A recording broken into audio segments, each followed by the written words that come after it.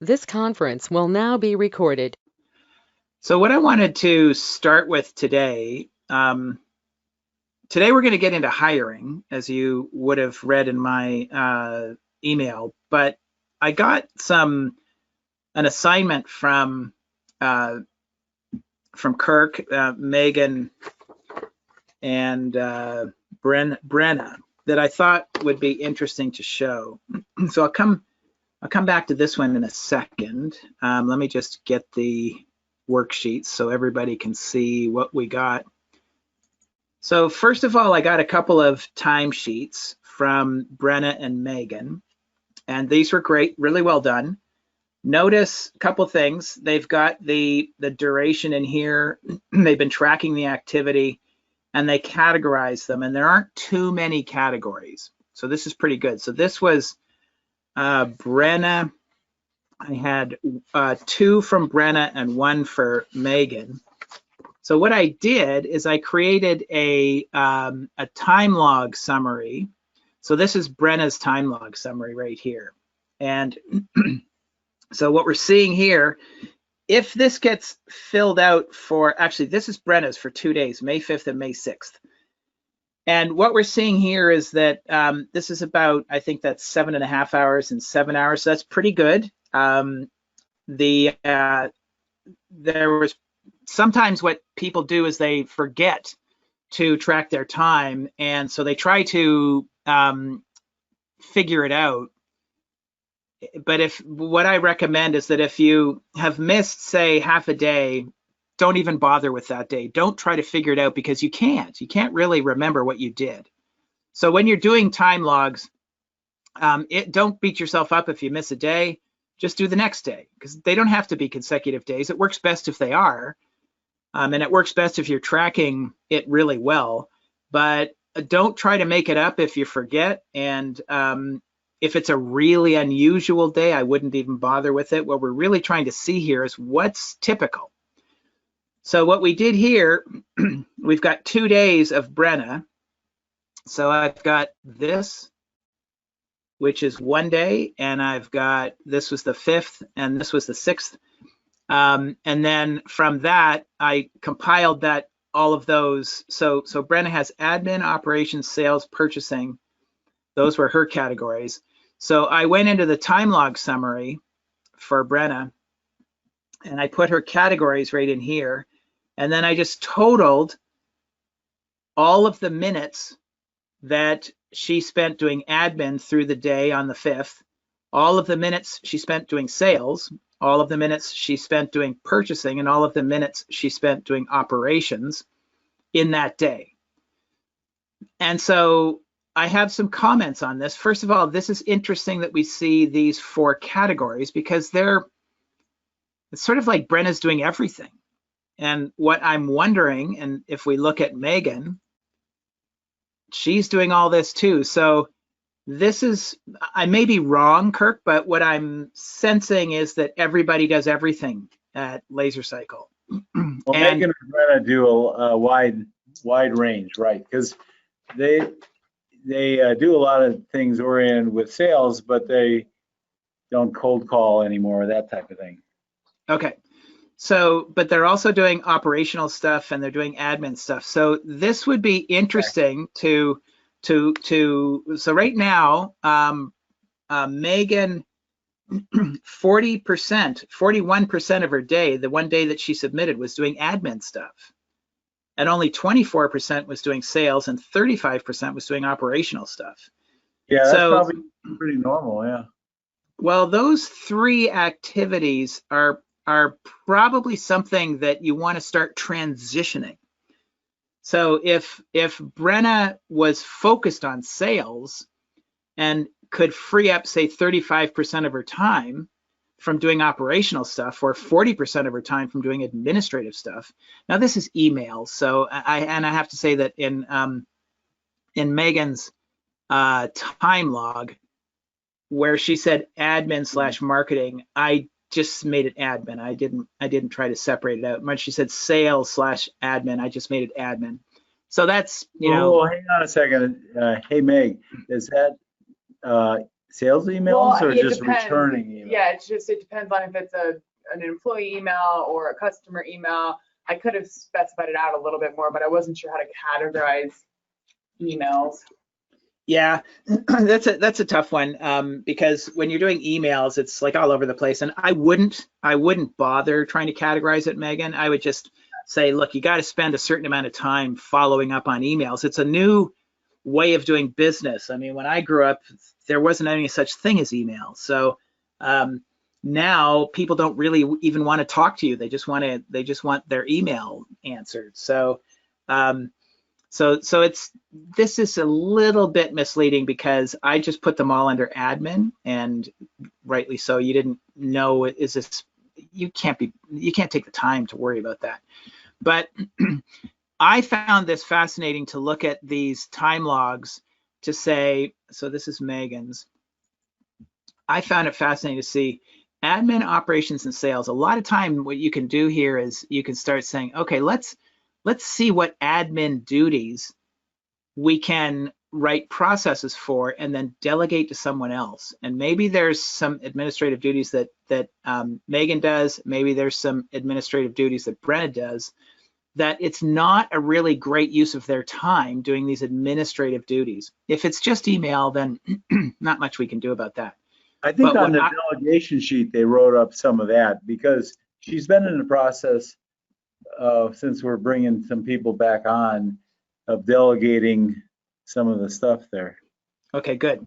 So I took the delegation sheet and I organized it in columns with. Oh, you did this or Megan did this? This came from. Did this come from you, Megan? Yeah. Yeah, I sent it to Kirk and then he probably forwarded it to you. Like a combo. Yeah. This is a combo for both of them. Okay. So some of the questions I would have here. Do you in this column here, do you actually have people that you could delegate these processes to? Yes, she said. Okay, great. So what I would say is that let's get these would be some high priority processes to get written and linked to the positions that need to do them, and then put those people in those positions and then train them on the process. Well, once is right. And they wrote 2 processes. Yeah, I wrote up a couple of accounts payable ones. I started working on the ones I was in the process of delegating. Perfect. Great. So when you train someone, don't simply say that the process is in Touchstone, go read it and do it. And we're going to talk about training today, so I will show you how to do that. In fact, maybe what we'll do is we'll pretend I'm a new AP clerk and you're my manager training me in the AP system or something like that. So we'll get into that. Sure, no problem. These ones here, do you have positions or people in positions that if you got these processes written, you could delegate these? That was a little iffier, but yeah, most of them. There was a couple that were like, yeah, but I'm sure if I did a better job writing it up and spent more time training somebody, then yes, because a lot of them are easy to train. But okay, so this is going to be Laser Cycle's set of processes that I would say are going to be pretty high priority to get written, because if you can write these processes, delegate them and train them, then Megan and Brenna don't have to do them anymore. And now your time's going to be available for doing maybe sales and operations, more sales and more operations, or maybe mostly sales. And, you know, things like running credit cards. See, they're doing this other stuff to occupy their time so they don't have to do sales. Well, is that because you don't really like doing sales, guys? And they basically hate people being rude to them. Okay, yeah, that's tough. So that might then be a position that you want to delegate, because if you find yourself if you find yourself sort of migrating to these processes over here because you don't want to deal with customer complaints or with rude people, then that's valuable information. And well, she's okay. She's okay with just writing everything up and then going to work out and then checking on people. Yeah, well, there you go. That's actually the goal, isn't it? And so that's the other thing. If sales, I haven't really talked about this, but if sales is a type of position in your company where you have to deal with rude people. No, not really. But when you're calling and interrupting people, sometimes they aren't as friendly as you'd like. Okay. Well, one of the things that what you've just identified is it's about being on the phone. And so I will tell you a quick story because stories I think are really valuable. Years and years ago, when I was when we were actually doing eMyth consulting, I used to have people dialing for dollars. So we would get leads and we would phone these leads to try to get them into what we used to call a business needs analysis call. And I didn't want to make those calls. I just wanted to do the business needs analysis. So I would hire staff to make the calls, and exactly. I sugarcoated. They don't mind the meetings, actually. Yeah. Right. So what I would do though is I would sugarcoat the job description. I'm going to speak to this in a bit too. I would sugarcoat the job description because I would hire people and say, look, I will make you a consultant, because my goal was to get 50 at the time, to get 50 eMyth consultants. That was my goal. I had a contract with eMyth to do that. So I was I was working to get 50. Well, I did that for about a year, Kirk, and then I realized that was like the biggest mistake I could have made, because it was insane. At the end of the year, I had 5 consultants, and it was just ridiculous trying to manage those consultants. I realized I didn't really want to do that again, and that sort of comes full circle back to the whole strategic planning process, because at the end of the year, I realized 50. I do not want 50 eMyth consultants reporting to me. 50 babysitting assignments. Right. Oh, it was worse. It was like herding cats. It was horrible. But so what I would do during that year is I would hire people and I would say, I need you to make calls, but you will only be making calls until we get enough clients that I can switch you over to becoming a consultant. Well, after about a month, the person making the calls would say, when am I going to become a consultant? And I would say, well, you haven't made enough calls, you haven't created enough clients, you haven't set enough appointments to become one. And so what I was really doing is I was sugarcoating the job. They were going through the exercise of making these calls because they wanted to become a consultant. And that failed about 3 or 4 times. I had to, over about a 6-month period, I had to train and fire probably 4, 5, or 6 people. So I finally said, you know what, I'm going to stop sugarcoating this job. I'm going to find someone who is okay with making calls. And that's their job. I'm not going to tell them they're going to become a consultant. Their job is to make calls. And when you have someone who's willing, ready, and able to make a call, to make calls, it becomes, and I used to call it dialing for dollars.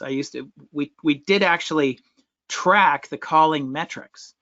And I think it came down to, you can make about 16 dials in an hour.